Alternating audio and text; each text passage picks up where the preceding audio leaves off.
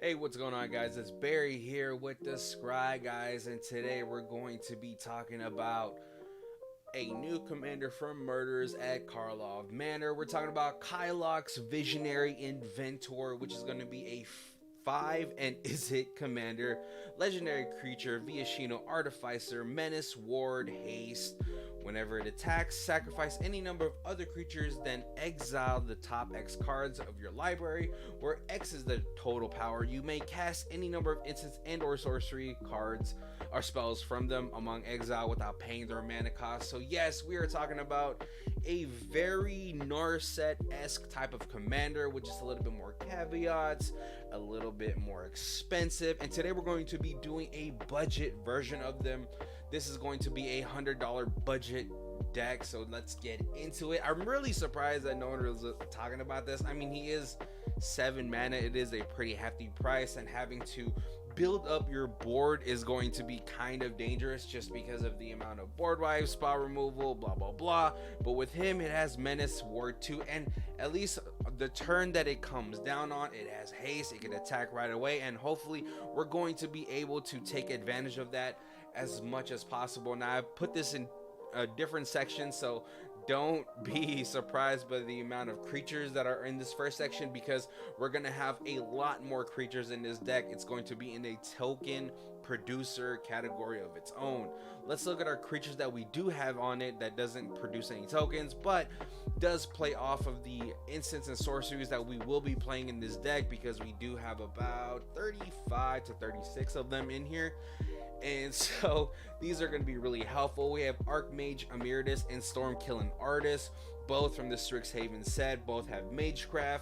Archmage is going to give us card advantage whenever we cast our instants and sorceries, and Stormkilling Artist is going to give us some treasures every time we cast an instant and sorcery.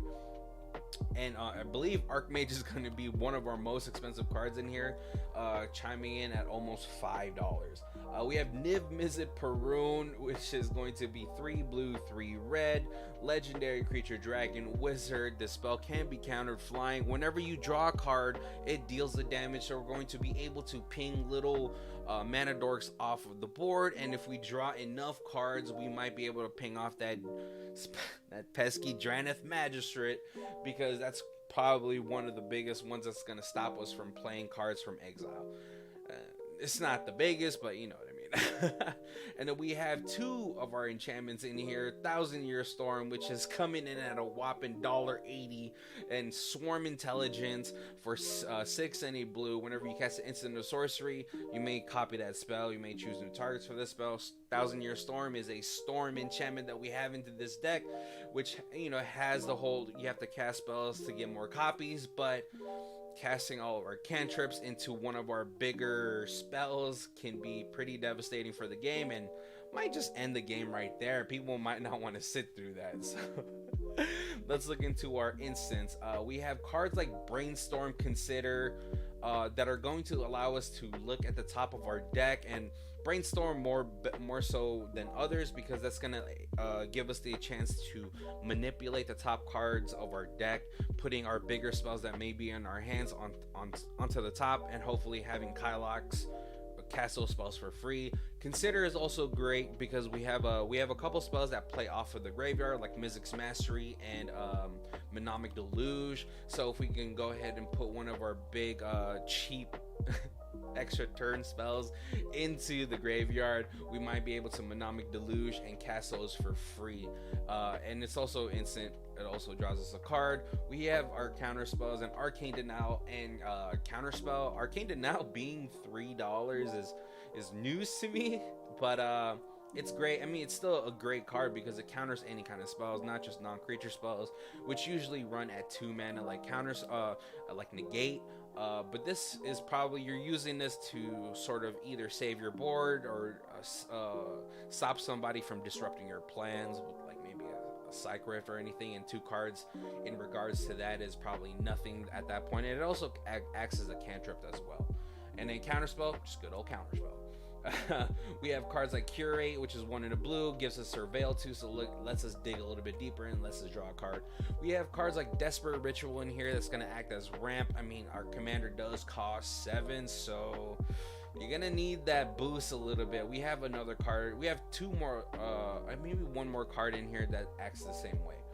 Izzet Charm is another great one. It's I love modal cards. It lets us possibly counter a non-creature spell. It can ping off a creature at 2 with a 2 toughness, or it could also draw us 2 cards and discard 2 cards. Which again, I said sometimes it's helpful to pitch some of our cards into the yard because Mizzix Mastery is Mizzix Mastery.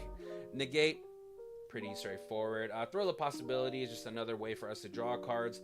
Chaos Warp to take care of possible smothering tithes that are on the board, the 1 rings, and hopefully they don't come into, I don't know, an Ulamog or something like that, or a Nyxbloom Ancient, or a Zendikar Resurgent, anything. Sometimes obviously you're doing this just to get whatever is on the board off the board, and just pray and hope that nothing else more dangerous comes onto the board. We have a Flick of a Coin, which is like doing 1 mana things, but it's like 3 1-mana things into 1 card, so it's going to deal a damage, it's going to ramp us a treasure token, and it's going to allow us to draw a card.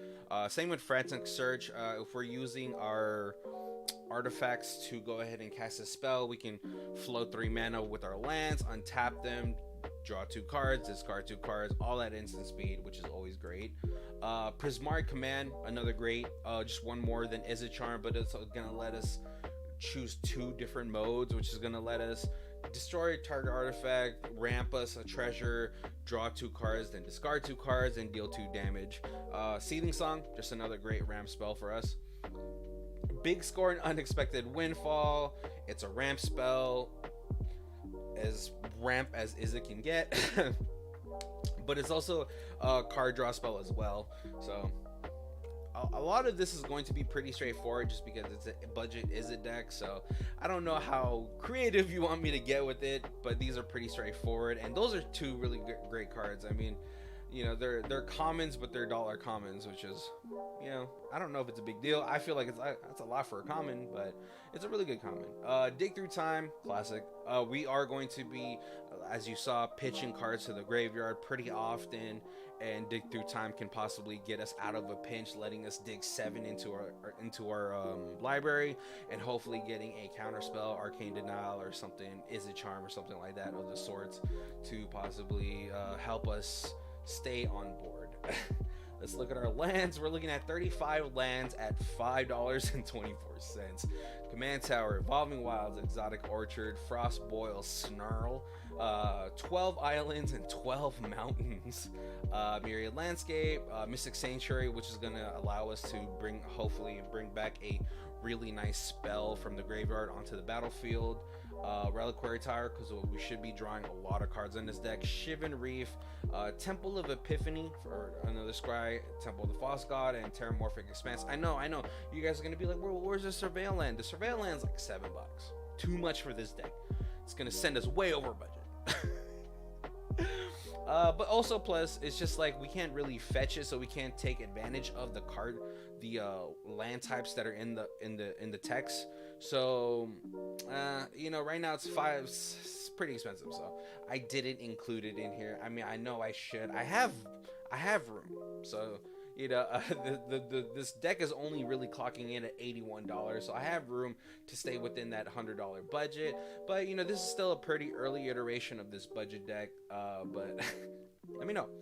Our sorceries are going to be clocking in at $28. We have cards like Faithless Looting, which again gives us a flashback, so we can go ahead and take advantage of that again, but also just putting our bigger spells into the yard for Mnemonic Delusion, Mizzix Mastery lines.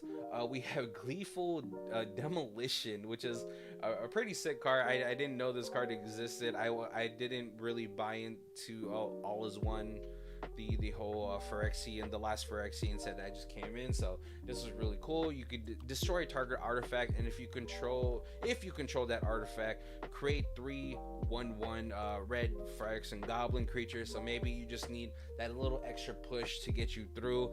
We also have a lot of token generators that create servos and artifact soldiers. So you can, for 1 mana, you can go ahead and create 3 out of 1, or you can go ahead and destroy someone's soul ring.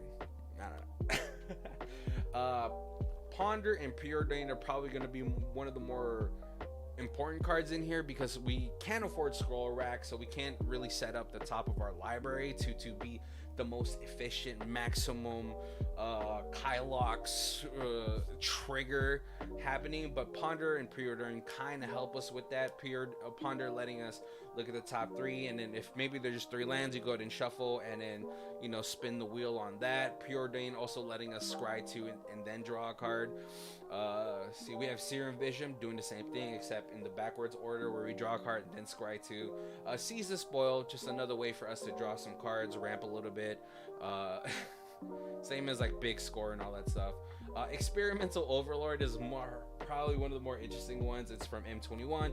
You create a XX blue red weird creature token, where X is the number of instant sorceries in the graveyard. Then you may return an instant sorcery, and then you exile this. So this can create us a big body before we put Kylox onto the board. Maybe if we have like 5 to 8, we're pretty like in a good spot, you know, for that. And it also lets us return an instant or sorcery, which is always great. But the most important part to me was building that big body, and as the game goes on, the bigger that body gets, and you know, that weird guy body and all that stuff. So really cool. Mizzix Mastery is probably going to be one of our biggest like finisher, hopefully our finisher cards into the thing. If we don't exile it with Kylox, and if we get to go ahead and play it off rip towards mid game, then we will probably going to be in the best spot possible for this deck. You know, if we have our bigger spells and all that stuff in the yard already. Game Plan is a really sweet card from Battle Bond. It has assist because during Battle Bond you played a lot of two-headed giant and all that stuff, but you know, it just gives us a way to get a great shuffle in, and it does give it to the other players as well. So just be careful about that, unless you want to put Narset into this deck, which you can go ahead and put Narset, play this. Now nobody has any cards in their hand. Narset, by Narset I mean the 3 mana one, so the one that lets I mean, they'll draw a card, but not the 7 they are probably hoping for. And Rise from the Tides, I always try to put this in any type of Spellslinger deck. It's such a pet card for me at this point, just because I want to create as many zombies, and this having 35-ish instant sorceries can possibly give me that ability to do so. And if we hit our extra turns as well, then we can go ahead and swing with all those zombies. It's not exactly a finisher, but it's always funny to me. And you know, that's what Magic is about. Do the things that make you laugh and all that stuff. Surge to Victory can possibly be a game ender on its own without even our commander, because we're going to be generating so many tokens that if we exile something like Rise from the Tides, or right next to it All Runs Epiphany, if it got counters or something like that, then all of our creatures, all of our tokens are going to get +7/+7, and then if they deal combat damage, we're going to be able to cast whatever exiled spell that we did however many times, because it says whenever a creature you control deals combat damage to a player, copy the exile card, you may cast that. And if we're going super wide, which we have the ability to do so in this deck, it can kind of end the game as well. All Runs Epiphany, a great extra turn spell that's going to give us 2 bodies, so it's going to give us food for our Kylox, and then we could also foretell it for 1 mana less. You know, we do this a little bit early. Maybe we go land, Soul Ring, and then go ahead and foretell this. I mean, everyone's going to be able to see it coming from a mile away if they played you more than once. So just obviously be cognitive of that, but you know, just being able to give us also just bodies on the board to later sacrifice the Kylox is going to be great. Hit the Mother Load is another card I want to really work, and I feel like in this deck it could possibly work. So for 4 and 3 red, you discover 10. If the discovered card's mana value is less than 10, then you create tap treasure tokens equal to the difference. Beacon of Tomorrow is a repeatable extra turn spell, which is great. Call Forth the Tempest is going to give us the ability to possibly wipe our opponent's boards and maybe, just maybe, win that way. But it has Cascade for 8 mana, so if we get into an All-Runs Epiphany, Hit the Mother Load, something big, you're already doing well. And then this one, Call Forth the Tempest, deals damage to each creature your opponents control equal to the total mana value of other spells you've cast this turn. So it's a cumulative. Maybe you do this after casting a couple of cantrips. Now you've built up maybe like 4 or 5 on the spell count, the storm count, and then you go play this, and then you go into maybe bigger things, maybe smaller things, but you know, you're going to be able to go ahead and deal damage to your creatures, opponent's creatures, and hopefully wipe them out. Treasure Cruise, just a pretty classic card at this point, banned I think at one point in Modern, I believe. Mnemonic Deluge is going to be sort of hopefully our game winner type of card. That's going to be it says for 6 and 3 blue, exile target instant and sorcery card from a graveyard. So it doesn't even have to be your graveyard, but you get to copy that card 3 times. You may cast the copies without paying their mana cost. Exile Mnemonic Deluge. It's also another pet card, you know, coming from Battlecruiser Magic and all that stuff. This is definitely within that realm. And so if we're able to pitch off a time stretch into the graveyard from a big score or something, or Thrill of Possibilities, and then run into Mnemonic Deluge with our commander, it's gonna be a great time for us, not for them. Alright, we have a couple of other damage dealers that's gonna help us kind of whittle down everybody's life total with Fire Inscription. The ring taps you. That's not gonna really matter for this deck, but whenever you cast an instant or sorcery spell, Fire Inscription deals 2 damage to each opponent.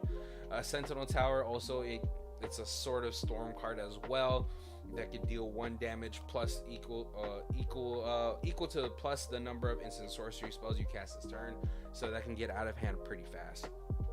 We have some mana reduction in Goblin Electromancer, classic in any type of Izzet, Grixis type of, or maybe even Teamer Spellslinger deck, letting us reduce our instant sorceries by 1. Case of the Ransack Lab, which is a new one for Murders at Karlov Manor, gives us as a static ability or whatever, instant source costs 1 less, and then to solve it we have to cast 4 more instant sorceries, which shouldn't be too hard in this. And then after we solve it, I believe the solve portion comes at the end step. Next turn we're gonna have, whenever you cast an instant or sorcery spell, draw a card with the -1 as well. Shocking Sprite, which is going to be another mana reduction for us. It's going to be a 2/1 flyer from Eldraine, the new Eldraine. Mind Splice Apparatus, 3 in a blue. It has flash. At the beginning of your upkeep, put an oil counter on it, and then instant sorcerers cost 1 less for each oil counter. Really cool. Again, I wasn't really too heavy on the Phyrexian stuff, the last Phyrexian stuff and all that stuff. So really cool thing. Just gets better. Hopefully you get this out pretty early to start reducing the cost of your instant sorceries early on. But yeah. Either way, it comes in with flash as well, so at least the turn that you do play it before your turn, you get the oil counter, and then you get the reduction as well. Let's say something the red. It's a Warhammer card. I'm sorry. Legendary creature, Demon Primarch, flying, unearthly power. It gives instant sorcerers 1 less for each creature token you control, and it has Blade of the Magus. Whenever, oh yeah, so Magus the Red.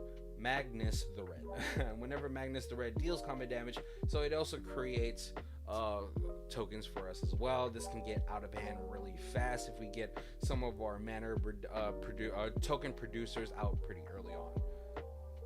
So our wrap is going to be pretty basic in here. It's going to be Soul Ring, Arcane Signet, Felwar Stone, Izzet Signet, Talisman of Creativity, Thought Vessel, and Midnight Clock, which is probably going to pull double duty, giving us the ability to possibly get a new hand after we've exhausted our resources once it hits 12 or midnight.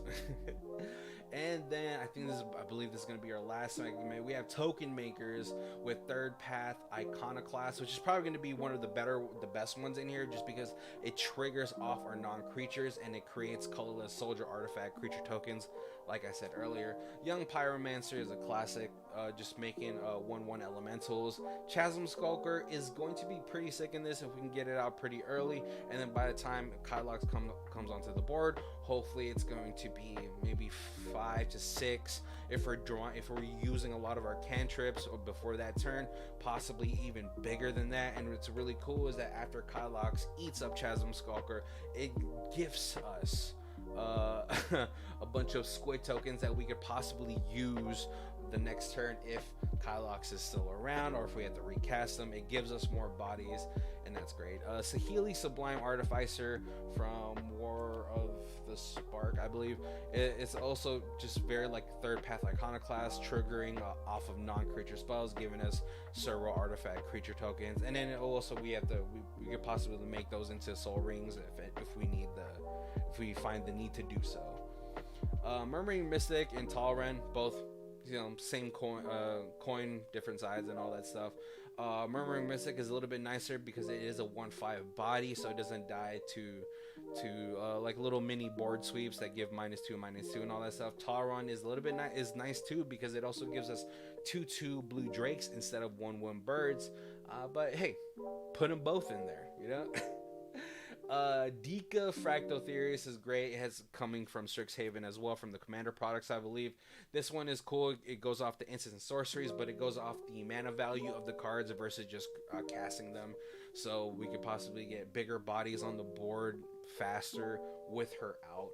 Dawson of Perfection triggers off instant sorceries, creating wizards, but then once you control 3 or more, you transform it, and then it buffs those wizards into 2/1 +2/+1, and it gives them flying, and it still retains the ability to create more wizards as you cast instant sorceries.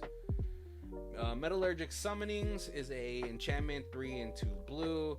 It's sort of like Ovika that we have right next to it, where it creates artifact or colorless artifact creatures XX equal to the CMC or mana value, and then it pulls double duty in saying that we can exile it and then return all instant sorceries from our graveyard into our hand. And you can only activate if you control 6 or more artifacts, which shouldn't be too hard. And Ovika Enigma Goliath, which is a commander in its own right, 5 and is it flying, War 3, pay 3 life. Whenever you cast a non-creature spell, you create X Phyrexian Goblin tokens, where X is the mana value of that spell. They gain haste until end of turn. So this might be able to just even end the game by itself.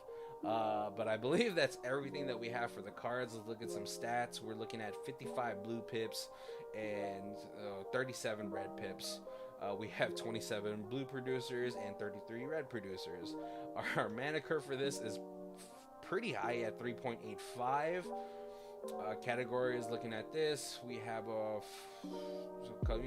sorry, it's kind of messed up because I've made my own categories and all that stuff. But yeah, definitely. And this deck is coming in at $80.93 with the salt score of 36.59. I'm pretty sure that's mostly the extra turns and all that stuff, but let me know if you guys build it. I'm pretty sure maybe there's people out there who have built this even more high powered and fast as possible to get advantage of all that stuff. But as a budget deck, I think it's a pretty solid one. I play tested it a couple times, and it's pretty fun.